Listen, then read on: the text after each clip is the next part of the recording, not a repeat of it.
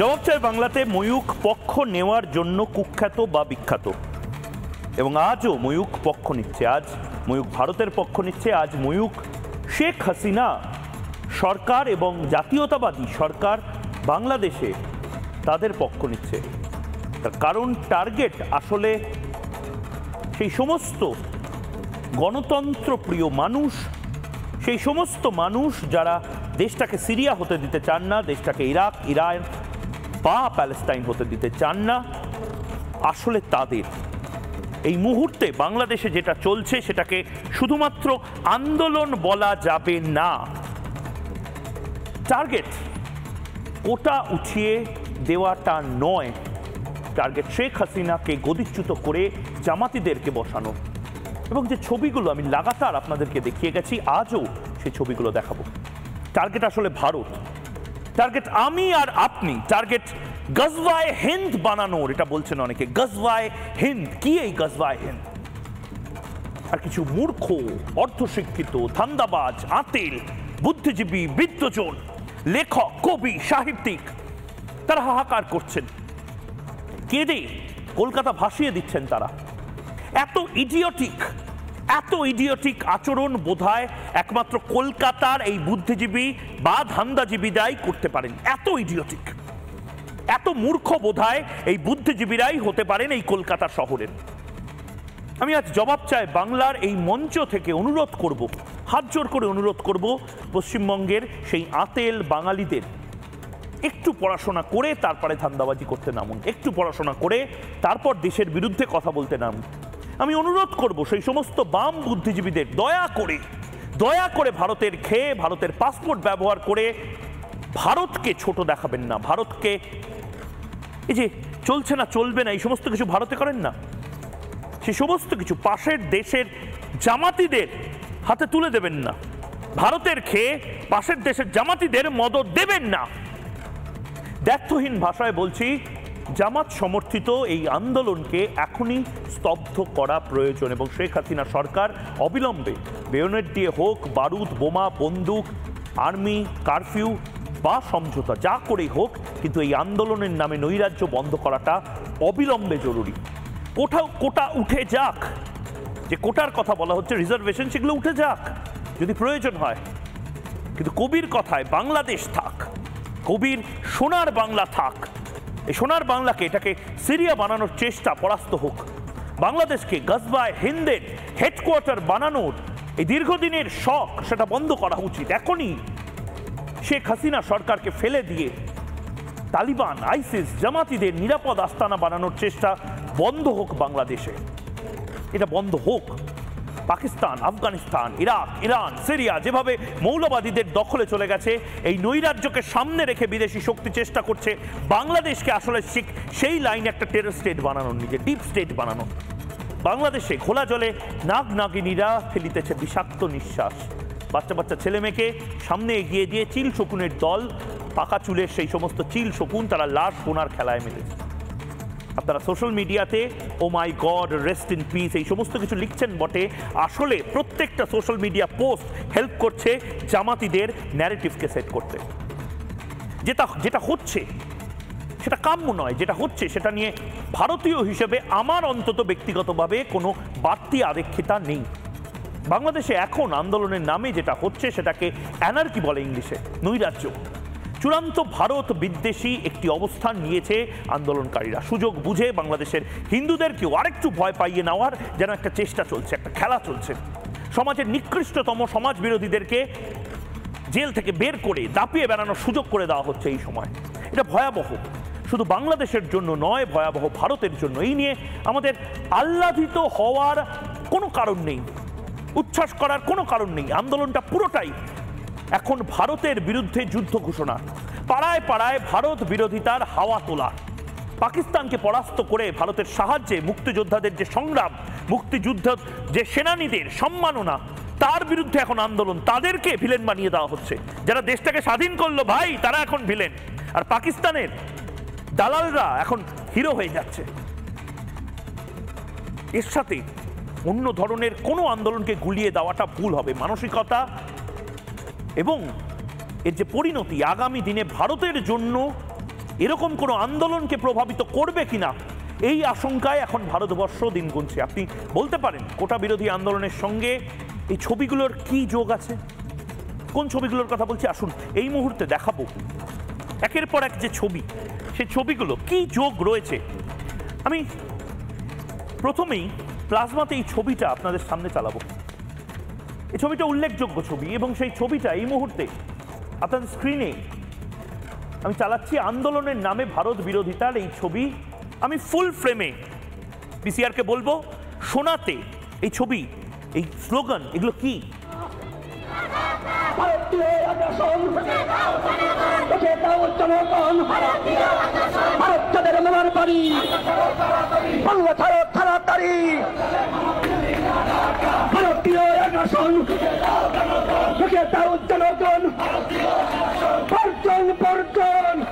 ভারতীয় পণ্য বর্জন বর্জন, ভারতীয় পণ্য বর্জন বর্জন, ভারতীয় পণ্য ইসরায়েলের পণ্য বর্জন বর্জন, ভারতীয় পণ্য দিল্লি না ঢাকা।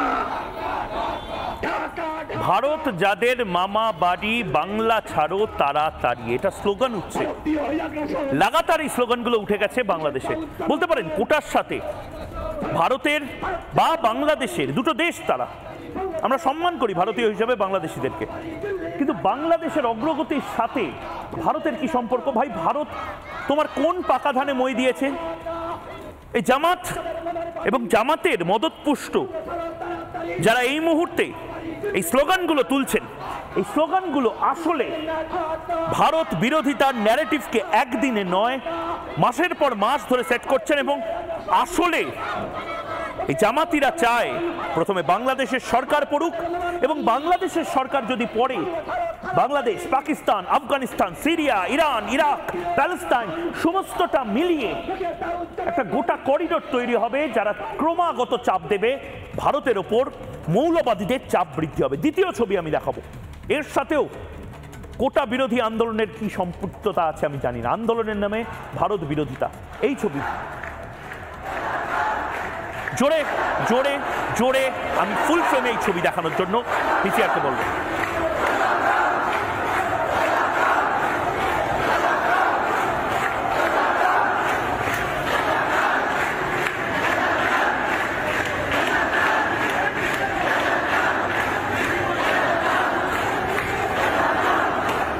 আন্দোলনের নামে ভারত বিরোধিতাই এই মুহূর্তে এজেন্ডা, একমাত্র এজেন্ডা। আবারও বলছি, জামাত মদতপুষ্ট এই আন্দোলন, সেই আন্দোলনকে যদি সুস্থ মানসিকতার মানুষেরা পরাস্ত না করেন, এই ইডিওটিক যে সমস্ত বুদ্ধিজীবীরা যাদের কোনো কাজ নেই, তারা শুধুমাত্র একটা সুযোগ খুঁজে পেয়েছেন সোশ্যাল মিডিয়াতে ভাইরাল হওয়ার, এই ইডিওটিক যে স্টেপগুলো কলকাতার কিছু বুদ্ধিজীবী, তথাকথিত বিত্তজন, সুশীল সমাজ নিজেদেরকে বলেন, তারা নিশ্চয়ই এই ছবিগুলো দেখে, এই স্লোগানগুলো শুনে এই আন্দোলনকে সমর্থন করছেন। চিনে রাখুন এদেরকে। এরা চোপড়া নিয়ে একটা কথা বলেনি, এরা সন্দেশখালী নিয়ে একটা কথা বলেনি। এখানে কলকাতায় সালিশি সভা, বাংলায় সালিশি সভা যখন বসেছে, তালিবানি স্টাইলে যখন একের পর এক সালিশি সভা বসেছে, তারা একটা কথা বলেনি। তারা কথা বলছে তার কারণ তারা বিদেশি ফান্ড পায় নিশ্চয়ই। এই শাহজাহানদের থেকে ফান্ড পেয়ে তারা হয়তো উৎসবগুলো করে, যে উৎসবগুলো কবিতার উৎসব, গল্পের উৎসব, সাহিত্য উৎসব, এবং এইখান থেকেই জামাতিদের থেকে হয়তো তারা টাকা পেয়ে নিজেদের সংসারটা চালায়, এবং সে কারণে এত এত তাড়াতাড়ি তারা টুইট করতে শুরু করে দিয়েছে। কি বলা হচ্ছে এখানে, এর সাথে ভারতের কি সম্পর্ক? এই স্লোগান উঠছে আমরা সবাই রাজাকার, এরা সবাই নাকি রাজাকার। রাজাকার কারা? পাকিস্তান মদতপুষ্ট রাজাকার নিয়াজি। আমরা জানি আমার বাংলার একের পর এক মেয়েকে যেভাবে ধর্ষিত হতে হয়েছে এই রাজাকারদের জন্য, আমরা জানি 46 সালে কি হয়েছে, এই রাজাকারদের নৃশংসতা আমরা জানি। ইউনাইটেড নেশনস বড় বড় কথা বলে শুধু হিটলারকে নিয়ে। ভারতের এবং বাংলাদেশের সবচেয়ে বড় যে হলোকাস্ট এই রাজাকাররা করেছিল, পাকিস্তানিরা করেছিল, তা নিয়ে একটা বিদেশি সংবাদ মাধ্যম একটা লেখা লেখে না।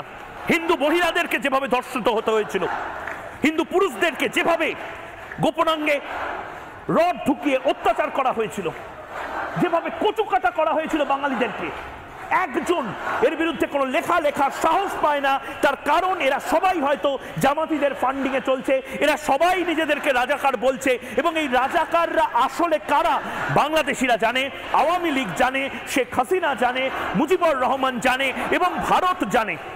এই ইডিওটিক, এই শিক্ষিত মূর্খ কিছু বুদ্ধিজীবী এবং কিছু উদার মনস্ক নিজেদেরকে ভাবেন, তারা হয়তো জানেন না। এবং আমি আবারও বলছি, আজ চোখ বন্ধ করে থাকলে কাল আপনার বাড়ির সামনে এই স্লোগানিং হবে। কারণ এই যে ভারত বিরোধিতা, নিজেদেরকে সগর্বে পাকিস্তানের দালাল বা রাজাকার বলা, এটা একদিনে হয়নি, এটা তিলে তিলে হয়েছে। বাংলাদেশের বিভিন্ন জেলার স্কুলগুলিতে প্রাথমিক বিদ্যালয়, নিম্ন বুনিয়াদী প্রাথমিক বিদ্যালয় যাকে বলে, যেগুলোকে মাদ্রাসা বলে, সেখানে দেখবেন তিলে তিলে একদিনে এই ভারত বিদ্বেষী আন্দোলন, এই ভারত বিদ্বেষী মুভমেন্ট, নৈরাজ্যটা হয়নি। দেখবেন তিলে তিলে এই ছেলেমেয়েগুলো যারা আজ নিজেদের রাজাকার বলে স্লোগান দিচ্ছে, তাদের ছোটবেলায় এরকম বাংলাদেশের ছেলেমেয়েগুলোকে কিভাবে মগজ ধোলাই করা হয়েছে বা হচ্ছে এখনো ভারতের বিরুদ্ধে কিভাবে মগজ ধোলাই করা হচ্ছে, আমি ছবি পর্যন্ত দেখাতে পারছি না। আন্দোলনের নামে ভারত বিরোধিতার শুরু কোথা থেকে আমি একবার ফুল ফ্রেমে দেখাবো। 3070 এই মুহূর্তে শুনুন।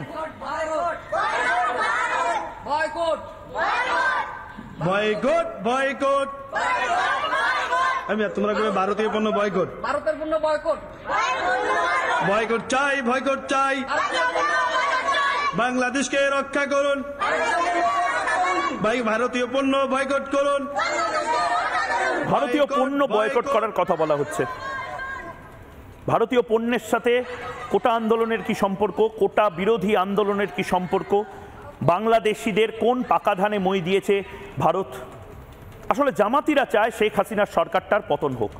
জামাতিরা চায় শেখ হাসিনা যদি চলে যায় তাহলে খুব সহজে আইসিস, লস্কর, আল কায়দা বা যে স্বপ্ন তারা দেখে গজওয়ায়ে হিন্দ বানানো, ভারতের থেকে কিছু রাজ্যকে বিচ্ছিন্ন করে দেওয়া, বাংলাকে বিচ্ছিন্ন করে বাংলাদেশের সাথে জুড়ে দেওয়া, তারপরে বাংলা অর্থাৎ পশ্চিমবাংলা এবং বাংলাদেশকে পাকিস্তানের সাথে যুক্ত করে দেওয়া, তারপরে Pakistan, Afghanistan, Bangladesh, Syria, Iraq, Iran মিলে একটা নিজস্ব গজওয়ায়ে হিন্দ তৈরি করার একটা প্ল্যান, সেই প্ল্যান কোনোভাবেই যেন সাকসেসফুল না হতে পারে তার জন্য ভারত এবং বাংলাদেশ টানা লড়ে যাচ্ছে, টানা লড়ে যাচ্ছে।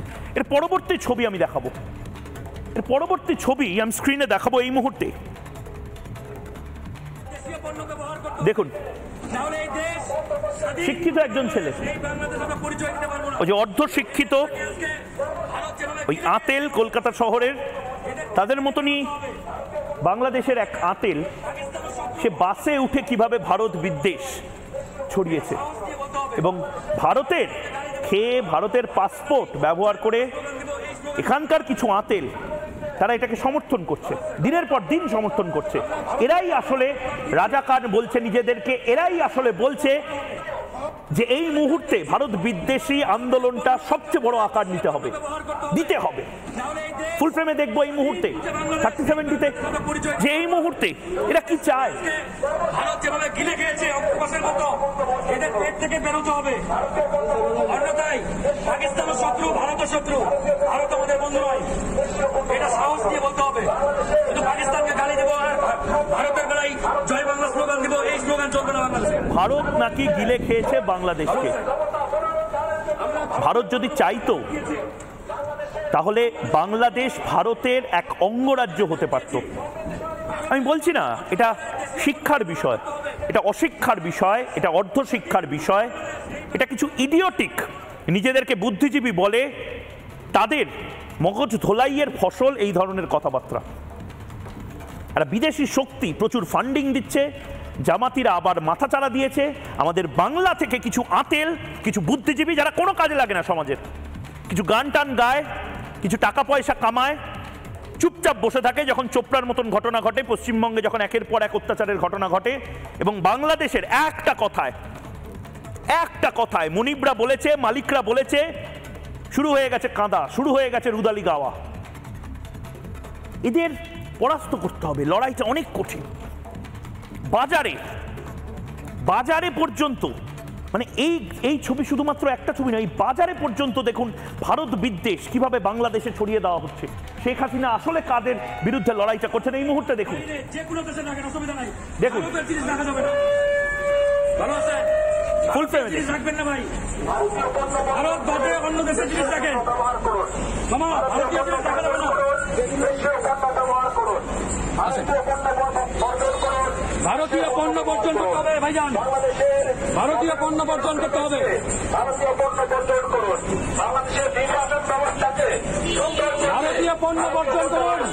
দেশীয় পণ্য ব্যবহার করুন ভাইজান। ভারতীয় পণ্য বয়কট করতে হবে, বাংলাদেশি পণ্য, ভারতীয় পণ্য বর্জন করতে হবে।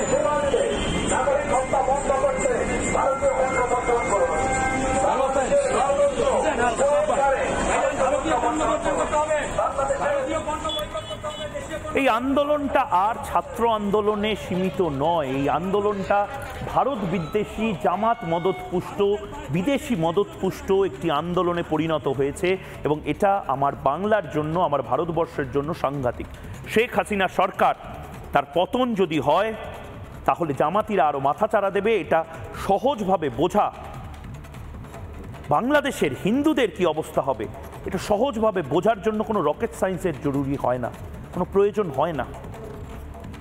বাংলাদেশে, আবারও বলছি, বাংলাদেশে যেভাবে অত্যাচার শুরু হয়েছে তাতে যদি আরও 1 কোটি হিন্দু আমাদের ভারতে চলে আসে, সিএ এর মাধ্যমে চলে আসতেই পারে, কিন্তু এটা কি কাম্য?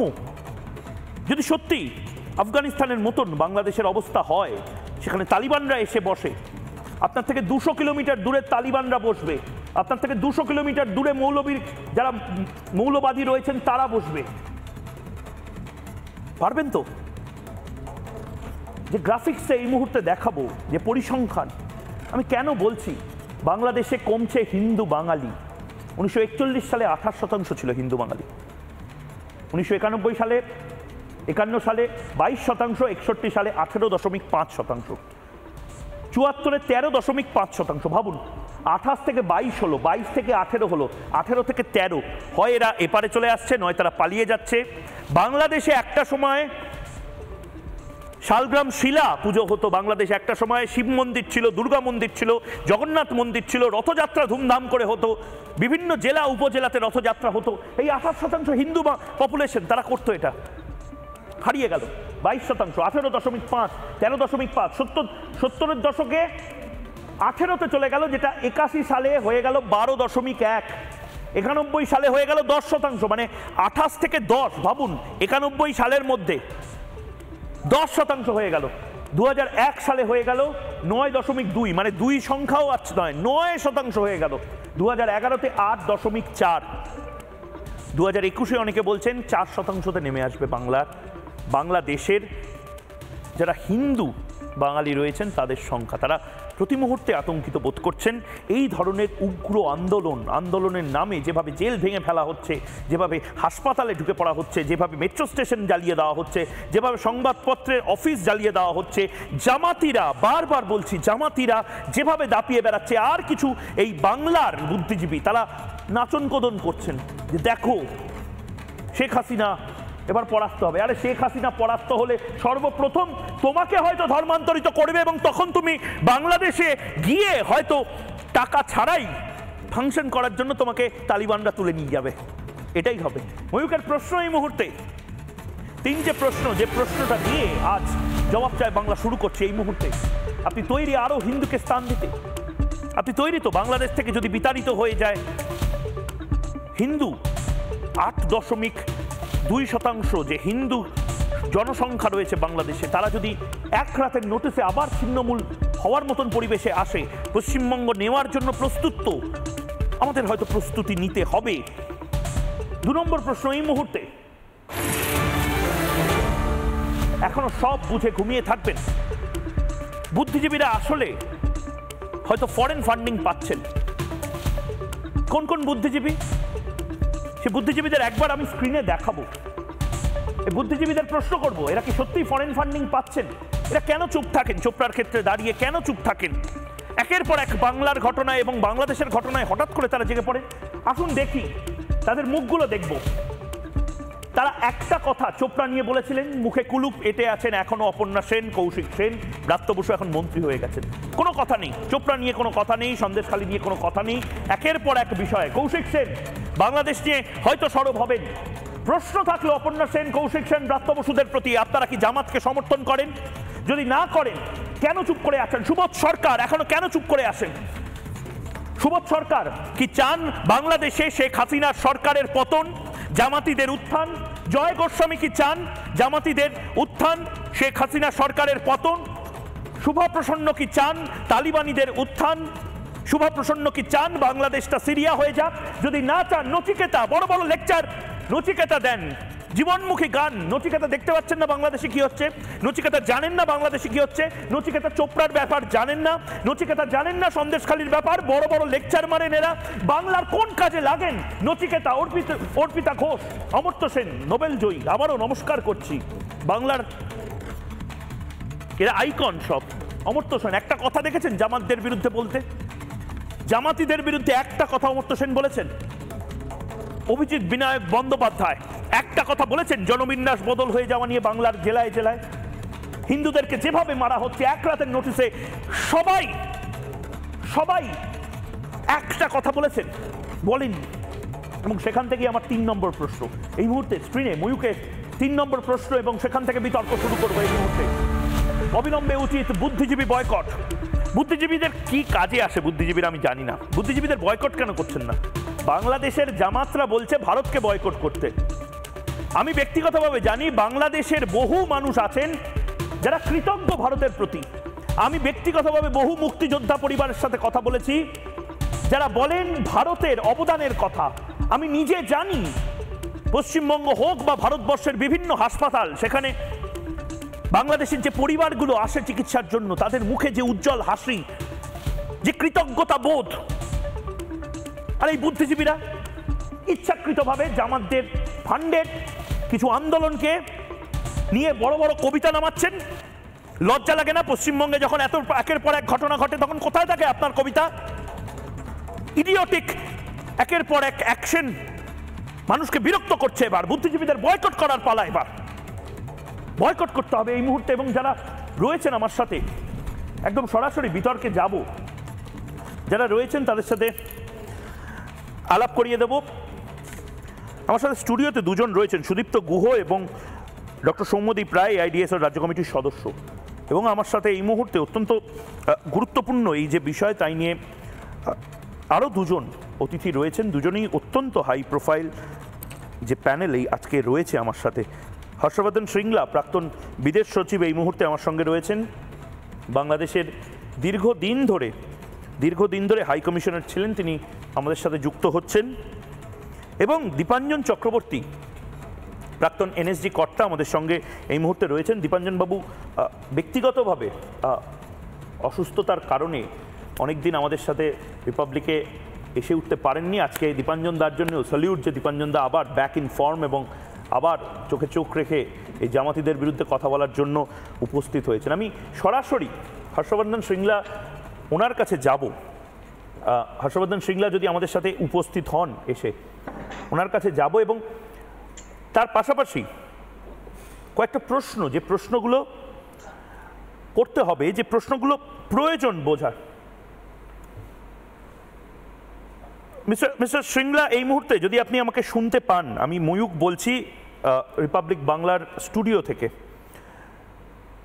মিস্টার শ্রীংলা, আপনি বলছেন যে আপনি বিদেশ সচিব ছিলেন, প্রাক্তন ভারতের বিদেশ সচিব, G20-র মুখ্য কোঅর্ডিনেটর।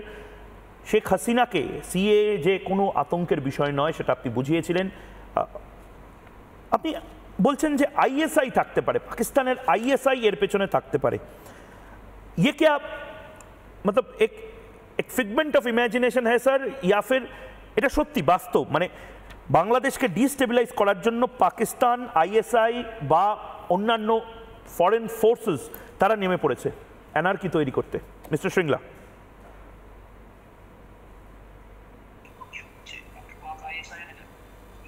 নমস্কার ময়ূক জি, অনেক অনেক ধন্যবাদ।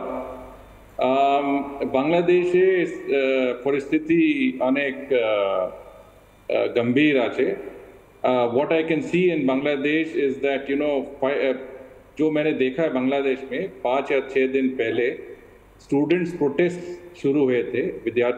विद्यार्थियों का एक बड़ा मुद्दा था और ये मुद्दा था कि जो सरकारी नौकरी में कोटा सिस्टम था, जो कि 1971 से ये सिस्टम बनाया गया था, 1972 से बनाया गया था इनके इंडिपेंडेंस के बाद, कि जो फ्रीडम फाइटर्स के बच्चे हैं, इनके डिसेंडेंट्स हैं, उनको 30% सीट रिजर्व होंगे उनके लिए।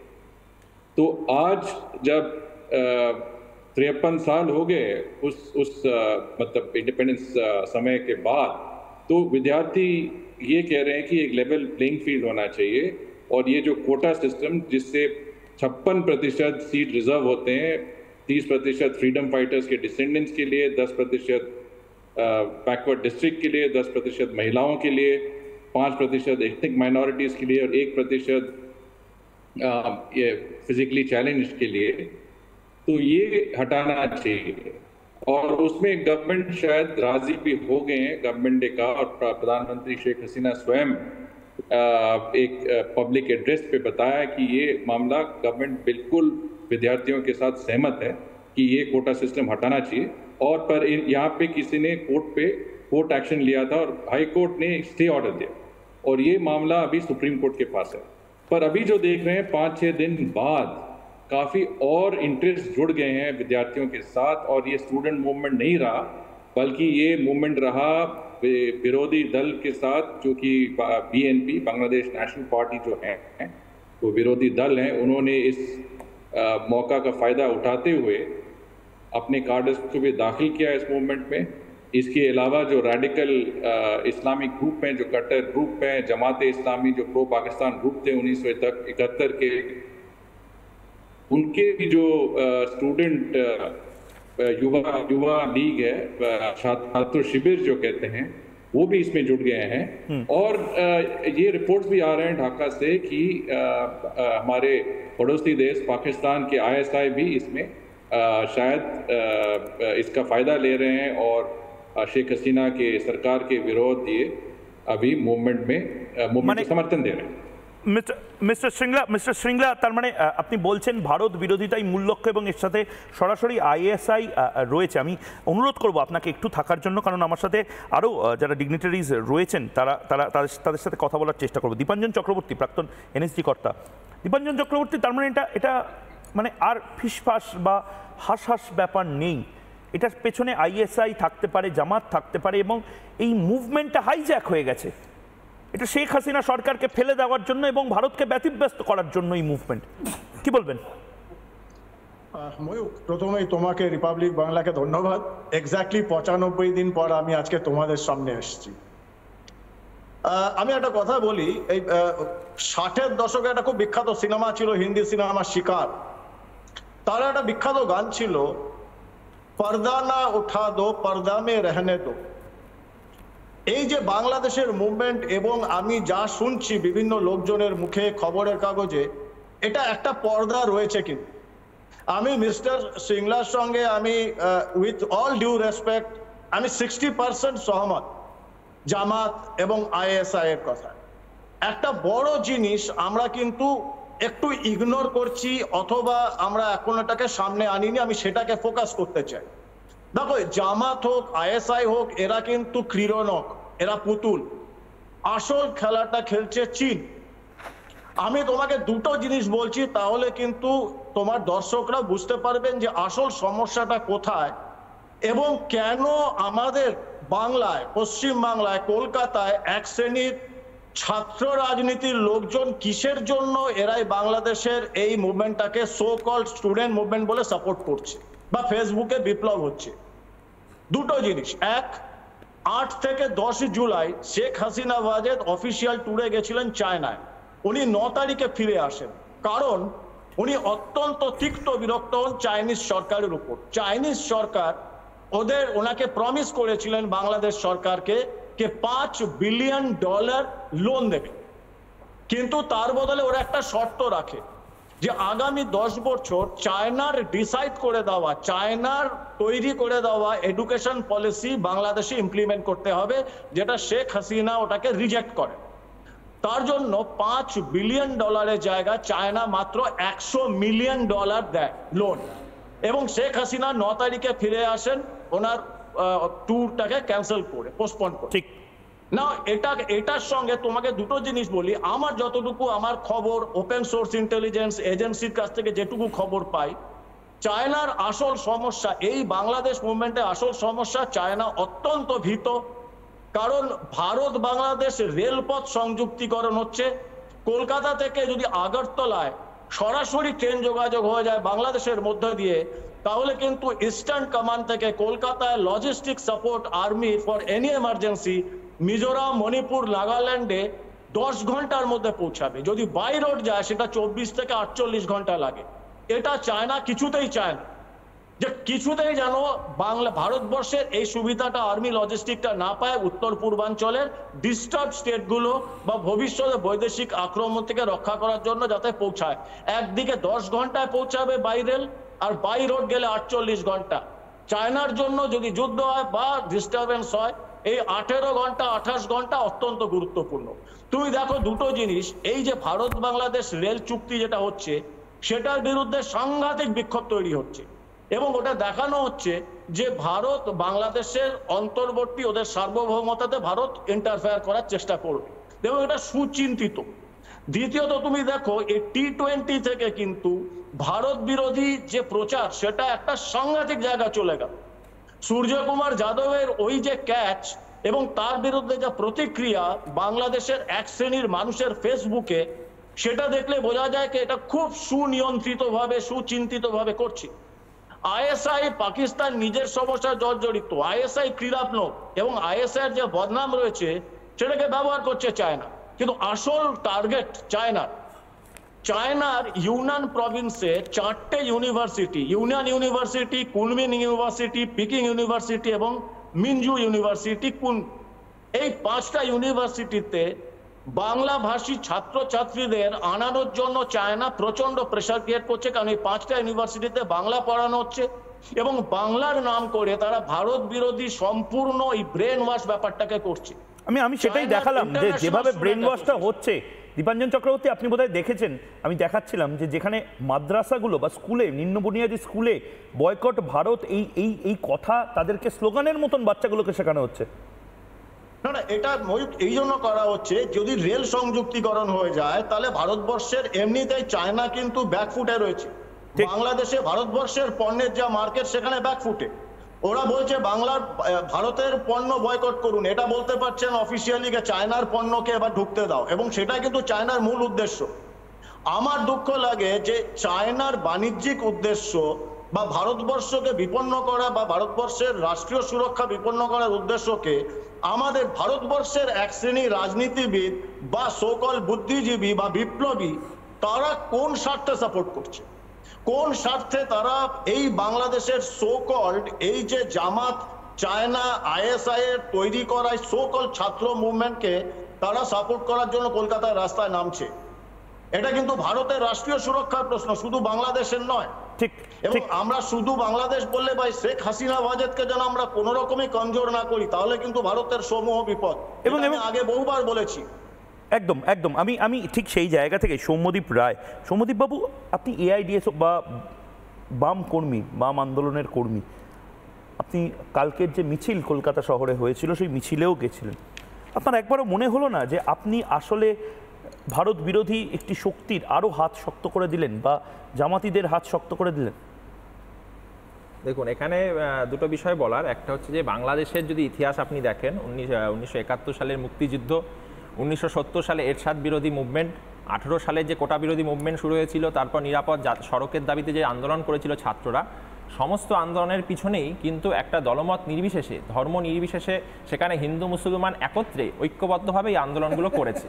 ফলে 1971-এর মুক্তিযুদ্ধে হিন্দুদের বাংলাদেশ ছেড়ে বেরিয়ে আসতে হলো কেন? সেটা আলাদা পার্সপেক্টিভ থাকতে না, পার্সপেক্টিভ একটাই। আপনি যদি গুলিয়ে দেন তাহলে তো মুশকিল ব্যাপার। না, মুজফফর আহমেদ সাহেব, কমিউনিস্ট আন্দোলনের পুরোধা মুজফফর আহমেদ সাহেব মুজফফর আহমেদ সাহেব তো বাংলাদেশের মানুষ, জ্যোতি বসু তো বাংলাদেশের মানুষ, তাহলে ওনারা পূর্ববঙ্গে কেন কমিউনিস্ট আন্দোলনটা করলেন না, কেন পশ্চিমবঙ্গে এসে করতে হলো? হ্যাঁ, এখানে যেটা যুক্তি দিয়ে আপনাকে বুঝতে হবে যে 1971 সালে আমি একটাই যুক্তি পাচ্ছি সৌম্যদীপ বাবু, 28% 1941-এ 28% হিন্দু পপুলেশন ছিল বাংলাদেশে, আজ সেটা গিয়ে দাঁড়িয়েছে 8% বা সেন্সাস নতুন করে করলে 4-5%। তারাও হয়তো পালিয়ে আসবে ভয়। কেন হিন্দু হওয়ার জন্য যদি টার্গেটেড হতে হয়, এটা তো বিপজ্জনক। আর আপনারা তাদেরই হাত শক্ত করছেন কি? বামপন্থীদের হলোটা কি? একটা ছাত্র আন্দোলন যখন চলছে, আমাদের ছাত্র আন্দোলনটাকে বুঝতে হবে। সমস্ত বিষয়কে যদি একসাথে আমরা নিয়ে চলে আসি, তাহলে আমরা কোনো বিষয়ে বুঝতে পারবো না, কোনো সিদ্ধান্তও আসতে পারবো না। আর যদি আমরা আগেই সিদ্ধান্ত টেনে দিই একটা, তাহলে এই আলোচনারও কোনো প্রয়োজন থাকে না, আমারও বলার কোনো প্রয়োজন না। কিন্তু এরা কারা যারা মিছিলটা করছে? তারা কারা? তারা কিন্তু তারা হচ্ছে প্রত্যেকেই যে ছাত্র, সেখানে ক্লাস 10-এর ছাত্র থেকে শুরু করে কলেজের ছাত্র, তারাই মূল স্রোত এই আন্দোলনের এখনো পর্যন্ত দেখা গেছে।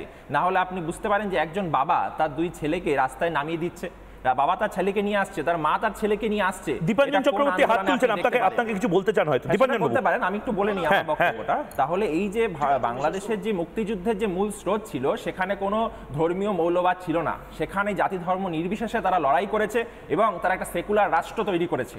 তাহলে আমরা দেখতে পাচ্ছি যে এই যে মুক্তিযুদ্ধের ধারা, মুসলিম রাষ্ট্র আপনি সেকুলার বলছেন, আবার মিথ্যা কথা বলছেন এর সামনে। এই যে মুক্তিযুদ্ধের হোয়াট ইজ দিস? না আপনি সেকুলার রাষ্ট্র নাকি বাংলাদেশ সেকুলার রাষ্ট্র? হ্যাঁ, তাই তো। কবে? আমার তো তাই জানা আছে। আর মিথ্যা জানেন আপনি, মিথ্যা কথা বলছেন আপনি। এই যে মূল, এই জন্য আপনারা জিরো হয়ে গেছেন। এই যে মূল ধারা, এই মূল ধারায় যে এরশাদ বিরোধী আন্দোলন যদি দেখেন, 1990 সালের এরশাদ বিরোধী আন্দোলন, 1918 সালের কোটা বিরোধী আন্দোলন এবং নিরাপদ সড়কের দাবিতে আন্দোলনে, সেখানে কিন্তু কোনো জাতি ধর্ম নির্বিশেষে সেখানে আন্দোলনে মানুষ নেমেছে। সেখানে মূল দাবি ছিল স্বৈরাচার।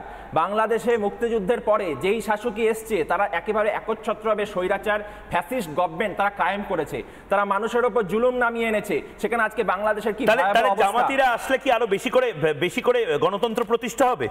আপনারা গিয়ে সেখানে ফুলের মালা দিয়ে আসবেন? জামাতিদের কোথায় আছে এই আন্দোলনে? জামাতিরা মানে বাংলাদেশের এই আন্দোলনে জামাতিদের কোনো সাপোর্ট নেই কি বলছেন? মূল স্রোতে জামাতিরা কোনোভাবে, দেখুন সুদীপ্ত বাবু, জামাতিদের সাপোর্ট আছে কি নেই?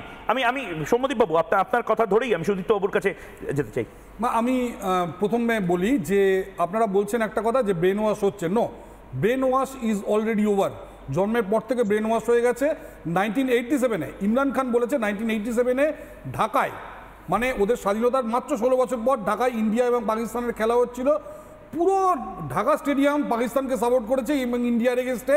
যেই পাকিস্তান ওদের উপর মানে রেপ করেছে, মার্ডার করেছে, কুচিয়ে কেটেছে, ফলে ওদের একটাই উদ্দেশ্য যে এই ভারতবর্ষ হিন্দুদের দেশ, আমরা ভারতবর্ষের বিরুদ্ধে যাব। আজ থেকে 30 থেকে 40 বছর আগে, প্রায় 40 বছর আগে ওরা তসলিমা নাসরিনকে তাড়িয়ে দিয়েছে। আপনি বলছেন আজকে ব্রেন ওয়াশ হচ্ছে। No, brainwash already over. Number 2, আপনারা বলছেন যে এখানে পণ্য বয়কট করুন। আরে ক্ষমতা থাকলে পরিষেবা বয়কট করুন। ভারতবর্ষে আসবেন না এখানে স্বাস্থ্য পরিষেবা নিতে। আমি আপনাকে বলছি এদের পরিষেবা নেওয়ার ফলে কতটা ক্ষতি হচ্ছে। এই যে বাইপাসের পাশে আপনারা হাসপাতালগুলো দেখেন, এই হাসপাতালের পাশে যেহেতু নাকি মোটা টাকা, কালো টাকা নিয়ে এই বাংলাদেশিরা এসে এখানে চিকিৎসা করছে, এখানে চিকিৎসার খরচ ধরুন আজকে যেটা নাকি একটা লিভারের একটা অপারেশন করতে ধরুন 1 লাখ টাকা, ওরা এসে সেটাকে বাড়িয়ে 3 থেকে 4 লাখ টাকা করে দিয়েছে। একের চিকিৎসার খরচ বাড়ছে। নাম্বার 2, আমাদের ইন্স্যুরেন্সের বেশি প্রিমিয়াম দিতে হচ্ছে এবং পার লাখ ইন্স্যুরেন্সের যে খরচ সেটাও বাড়ছে। মানে গত কয়েক বছরে চরচর করে বেড়েছে শুধুমাত্র বাংলাদেশের লোকেরা এখানে কালো টাকা নিয়ে এসে চিকিৎসা করায়। ক্ষমতা থাকলে সেটাকে বয়কট করুন। তৃতীয়ত আমি আপনাকে বলি, ভারত আগামী দিনে, এবং একটা কথা মানে দীপাঞ্জন বাবু আমার আগে বলে দিলেন, আমি বলি দুটো প্রজেক্ট ভারতবর্ষ এখানে যখন G20-তে ডিসিশন নিয়েছিল যে রেলে ওমান হয়ে পর্যন্ত যাবে, আপনার ইসরায়েল পর্যন্ত, তারপরেই ইসরায়েলে গন্ডগোল শুরু করলো এবং এই গন্ডগোলটা শুরু করেছে চায়না। বেসিক্যালি চায়না ওদের ওখানে গাজায় শুরু করেছে গন্ডগোল।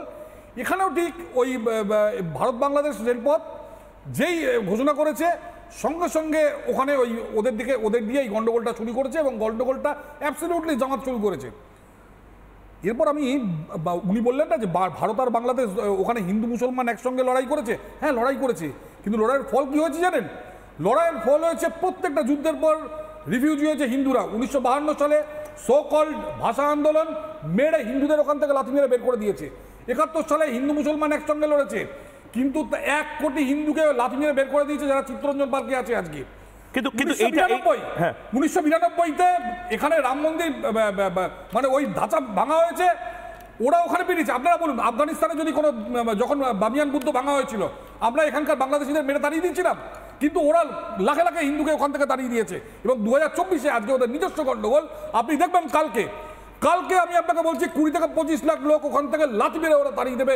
এবং এটা বিপজ্জনক। আমি ঠিক সেই জায়গা থেকে বিপজ্জনক এটা। আমি হর্ষবর্ধন শৃঙ্গলা, প্রাক্তন বিদেশ সচিব, তিনি আমাদের সঙ্গে রয়েছেন। শৃঙ্গলাজি, ঠিক সেই জায়গা থেকে আমার দ্বিতীয় প্রশ্ন আপনাকে। বাংলাদেশে আমি ধরে নিলাম বাংলাদেশে শেখ হাসিনার সরকারের পতন হলো।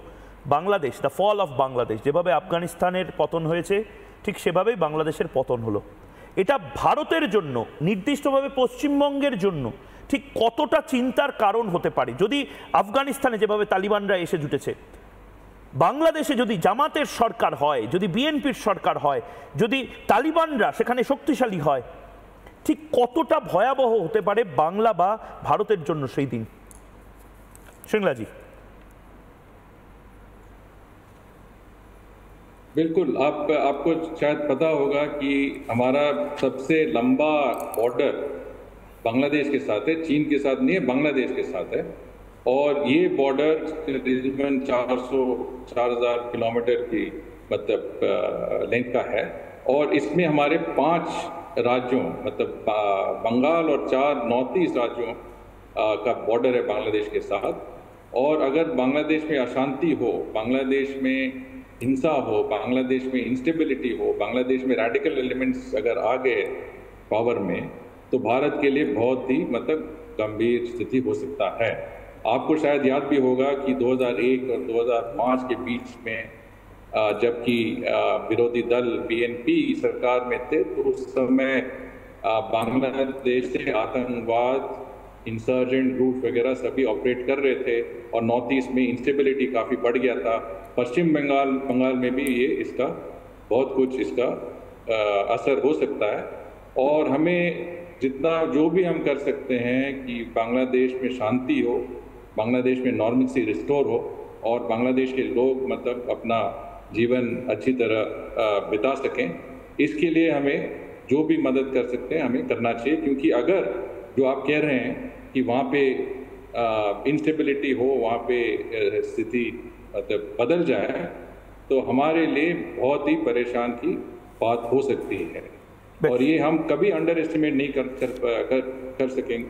करना चाहिए कि बांग्लादेश में अगर ऐसी स्थिति हो तो हमारे लिए इतना गंभीरता का स्थिति बन सकता है। আমি শৃঙ্গলাজি আপনাকে একটু থামাচ্ছি, কারণ এই মুহূর্তে একটি ব্রেকিং নিউজ এসেছে। আসলে একটি নয়, একাধিক ব্রেকিং নিউজ এই মুহূর্তে আসছে এবং সেগুলো সব বাংলাদেশ থেকে আসছে। আমি একেবারে সরাসরি চলে যাচ্ছি ব্রেকিং সেগমেন্টে। সেখানে এই মুহূর্তে বাংলাদেশে দুদিনের ছুটি ঘোষণা করা হলো। এই মুহূর্তে ব্রেকিং নিউজ, রবিবার এবং সোমবার, সাধারণত শুক্রবার বাংলাদেশের ছুটি ঘোষণা করা হয়। কাল বাংলাদেশে জাতীয় ছুটি, পরশু বাংলাদেশে জাতীয় ছুটি। কোটা সংস্কার আন্দোলনে উত্তাল বাংলাদেশ। সেখানে এই মুহূর্তে ব্রেকিং নিউজ, বাংলাদেশে দুদিনের ছুটি ঘোষণা করা হলো। রবি এবং সোমবার ছুটি ঘোষণা করলো সরকার।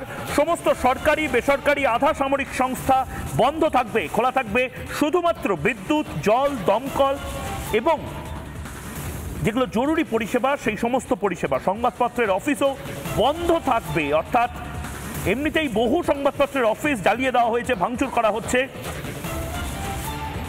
এই মুহূর্তের বড় খবর।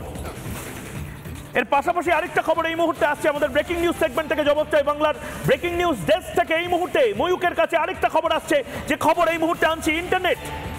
এই মুহূর্তে আরেকটা খবর, রবি ও সোমবার বাংলাদেশে ছুটি ঘোষণা একটি খবর। এর পাশাপাশি আরেকটি খবর এই মুহূর্তে,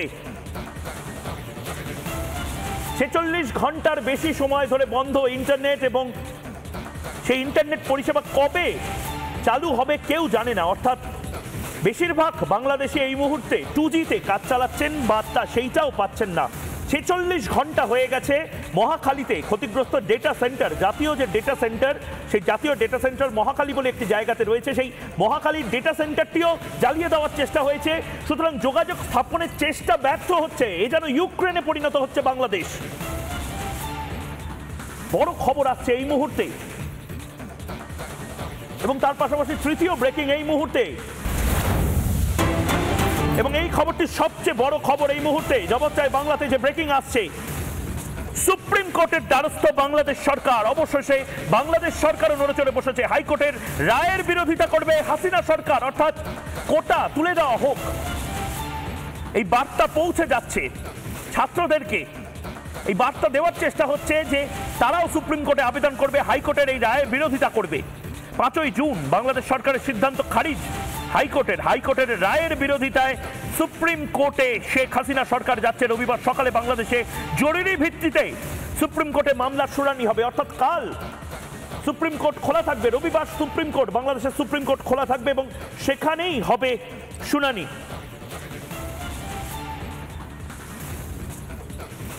আমি দীপাঞ্জন চক্রবর্তী, আপনি বারবার হাত তুলছিলেন, মানে হর্ষবর্ধন শ্রীংলা যে কথাটা বলছেন, আপনার প্রতিক্রিয়া নেওয়ার চেষ্টা করব আমি। উনি বলছেন বাংলাদেশের সাথে ভারতের সবচেয়ে বড় যে বর্ডার সেটা আমরা শেয়ার করি। আবার হিমন্ত বিশ্ব শর্মা বলছেন যে 2050-এ যেভাবে জনবিন্যাস বদলাচ্ছে, কাট অফ হয়ে যেতে পারে পূর্ব ভারত, ওড়িশা বাদ দিয়ে গোটা পূর্ব ভারত কাট অফ হয়ে যেতে পারে, যেভাবে জনবিন্যাস বদলাচ্ছে, যেভাবে মুসলিম পপুলেশন বেড়ে যাচ্ছে, হিন্দু পপুলেশন কমতে পারে। আমি দুটো জিনিস বলি, মিস্টার হর্ষবর্ধন শ্রীংলার কথার সঙ্গে আমি সম্পূর্ণ সহমত।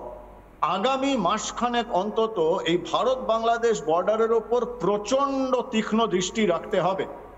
ইনফিল্ট্রেশন সাংঘাতিক পরিমাণে বাড়বে এবং এই যে শরণার্থীর নাম করে তাদের ভিড়ে কিন্তু বেশ কিছু ভারত বিরোধী বা মৌলবাদী শক্তির লোকজন ভারতবর্ষে ঢুকে যাওয়ার চেষ্টা করবে এবং সেটা অবধারিতভাবে, তোমরাও জানো, এটা বহুবার চর্চা হয়েছে, বিভিন্ন রাজনৈতিক কারণে এই ধরনের শক্তিকে ভারতের ভেতরে ঢুকবার জন্য একটা সুষম একটা ব্যবস্থা হয়ে যাবে। তার সঙ্গে সঙ্গে আমি এটাও বলবো যে ভারতবর্ষের ইন্টেলিজেন্স ডিপার্টমেন্টগুলো ভারতের মধ্যে থেকে যারা চায়নার পরিচালিত পরিকল্পিত সোকল বাংলাদেশের এই যে ছাত্র মুভমেন্টের নাম করে যে চলছে অ্যানার্কিজম, এটাতে যারা এখানে যারা করছেন, যারা সাপোর্টে যাচ্ছেন, ভারতবর্ষের মধ্যে একটা জনমত তৈরি করার চেষ্টা করছেন, তাদের উপর নজর রাখুক। কারণ ভারত এখন বাইরে থেকেও যেমন আক্রান্ত, ভেতর থেকেও কিন্তু আক্রান্ত। তো এটা কিন্তু খুব সাংঘাতিক ব্যাপার। এটাকে খুব ওই সোকল হিন্দু মুসলিম এই করে দেখলে চলবে না। এটা সার্বিকভাবে ভারতের রাষ্ট্রীয় সুরক্ষার জন্য সাংঘাতিক বিপদ। আমি দীপাঞ্জন বাবু আপনাকে একটু থামাচ্ছি। নিশ্চয়ই মানে নির্দ্বিধায় এটা এই মুহূর্তে ভারতের জন্য হাই অ্যালার্মিং সিচুয়েশন। এবং তার পাশাপাশি আরেকটা ব্রেকিং নিউজ এই মুহূর্তে আসছে। বহু গরিব বাংলাদেশের এবং ভারতের মানুষ যাতায়াত করেন বাংলাদেশ এবং ভারতের মধ্যে। বন্ধন এক্সপ্রেস, মৈত্রী এক্সপ্রেসের পর এবার বাতিল হলো মিতালি এক্সপ্রেসও। নিউ জলপাইগুড়ি ঢাকা মিতালি এক্সপ্রেস আগামীকাল বাতিল। সপ্তাহে 3 দিন ঢাকা এবং নিউ জলপাইগুড়ির মধ্যে চলে মিতালি এক্সপ্রেস বাতিল হলো। এই মুহূর্তে বড় খবর, যারা বাংলাদেশে যান, বাংলাদেশ থেকে আসেন, যারা আসার চেষ্টা করছেন, যাওয়ার চেষ্টা করছেন ট্রেনে করে, দুই দেশের মধ্যে একের পর এক যে সুসম্পর্ক, এটাই বোধহয় চেয়েছিল জামাতিরা। বন্ধন এক্সপ্রেস, মৈত্রী এক্সপ্রেসের পর এবার মিতালি এক্সপ্রেস বন্ধ হচ্ছে, বন্ধ হয়েছে কাল। মিতালি এক্সপ্রেস চলবে না। দুদেশের মধ্যে যে সুসম্পর্ক, সেটাই বোধহয় আসলে বন্ধ করার চেষ্টা করছিল এই জামাতিরা, এই ভারত বিদ্বেষীরা, এই ভারত বিরোধীরা। সুদীপ্ত, আপনার কোথাও গিয়ে মনে হচ্ছে না এই যে হাফ এডুকেটেড, অর্ধশিক্ষিত, বোকা, মূর্খ বা অত্যন্ত ধুরন্ধর, ধূর্ত এই বুদ্ধিজীবী নামক যে ধান্দাজীবীরা কলকাতা শহরে বসে এই মরা কান্না কাঁদছেন, এদেরকে এক্সপোজ করাটা খুব জরুরি হয়ে পড়েছে? দেখুন, ধান্দাজীবীদের মধ্যে দুটো ভাগ আছে। একটা হলো অমর্ত্য সেন বা অপর্ণা সেন, এনারা কিন্তু কেউ হিন্দু নন, এনারা হিন্দু নামের লোক, এরা ব্রাহ্ম সমাজের লোক এবং এরা অ্যাবসোলুটলি অ্যান্টি হিন্দু। মানে আপনি যদি এদের মানে 100-150 বছরের ইতিহাস দেখেন, এরা অ্যাবসোলুটলি অ্যান্টি হিন্দু। দ্বিতীয় আরেকটা সেকশন আছে, সেটা হলো একসময় কেজিবি আমাদের দেশের মিডিয়া, কিছু মনে করবেন না, এবং আমাদের দেশের এডুকেশন, আমাদের দেশের সংস্কৃতি, এই জায়গাগুলোতে ইনভেস্ট করতো। আজকে দেখা যাচ্ছে এখানকার মানে বাংলার যে মিডিয়ার একটা বড় অংশ যাকে কেজিবি ইনভেস্ট করতো, তারা এখনও বেঁচে আছে। বাংলার শিক্ষা জগৎ তারা বেঁচে আছে যাদবপুর বা প্রেসিডেন্সির মাধ্যমে, কিন্তু মারা গেছে টালিগঞ্জ। সো সেই জন্য ডিপ স্টেট ওই মিডিয়াগুলোতে ইনভেস্ট করছে, ওই ইয়েতেই ইনভেস্ট করছে, কিন্তু টালিগঞ্জে ইনভেস্টমেন্ট করা বন্ধ করে দিয়েছে। এই ইনভেস্টমেন্টের দায়িত্ব নেয় এই বাংলাদেশি জেহাদিরা। আপনি দেখবেন গত 10 বছরে আদিম রিপু, তারপর বিজয়া, বিসর্জন, শেষ থেকে শুরু, এরকম আমি 12টা সিনেমার 12 থেকে 15টা সিনেমা, গোত্র, বিভিন্ন সিনেমা তৈরি হয়েছে শুধুমাত্র লাভ জেহাদকে প্রমোট করতে। আমি এগুলো ইনভেস্ট করেছে ওরা একটা সিনেমার বিক্রি হয়েছে মাত্র 2 কোটি, সেই সিনেমা তৈরি করতে লেগে 30 কোটি, 28 কোটি দিয়েছে বাংলাদেশিরা। সৌম্যদীপ বাবু, নড়ে চড়ে বসার সময় এসেছে। আমি খুব সংক্ষেপে আপনার থেকে জানতে চাই, আপনারা যেটা করছেন হয়তো মানবতার জন্য করছেন, কিন্তু আপনারা আসলে হয়তো জামাতিদের সাহায্য করবার জন্য অজান্তে এই সমস্ত কিছু করে ফেলছেন কলকাতা শহরে দাঁড়িয়ে বুকে। দেখুন, একটা দেশের ছাত্র সমাজ যখন একটা ন্যায্য দাবিতে আন্দোলন করে, তাদের দাবিটা সেই মুভমেন্টটাই আর নেই। সেটা আপনি দাবি করতে পারেন, জামাত হাইজ্যাক হয়ে গেছে, সেটা আপনি দাবি করতে পারেন, হয়নি। দেখুন, আপনি দাবি করতে পারেন, অনেকে অনেক কিছু দাবি করতে পারে, যে এখানে চীনের মদদ আছে, কেউ বলতে পারে আমেরিকা আছে, বিভিন্ন মদদ বলতে পারে। না,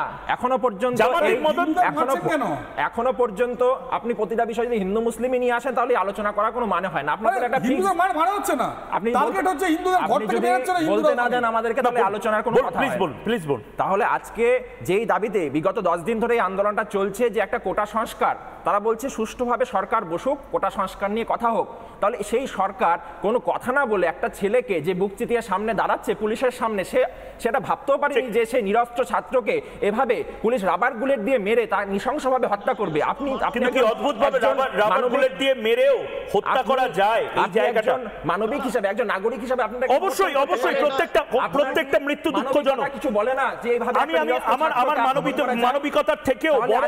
মানবিকতার থেকেও বড় এই মুহূর্তে আমার ভারত এবং বাংলাকে বাঁচানো। আমি সোশ্যাল মিডিয়ায় একেবারে সরাসরি সোশ্যাল মিডিয়ায় প্রশ্ন করেছিলাম, বাংলাদেশ, আমার সময় নেই একদম, বাংলাদেশে হিংসা আসলে ভারত বিরোধীদের কাজ, ভারত বিরোধীরাই আসলে বাংলাদেশে হিংসা চালাচ্ছে। আমি প্রশ্ন করেছিলাম সোশ্যাল মিডিয়াতে, এই মুহূর্তে কে কত শতাংশ ভোট দিয়েছেন দেখি।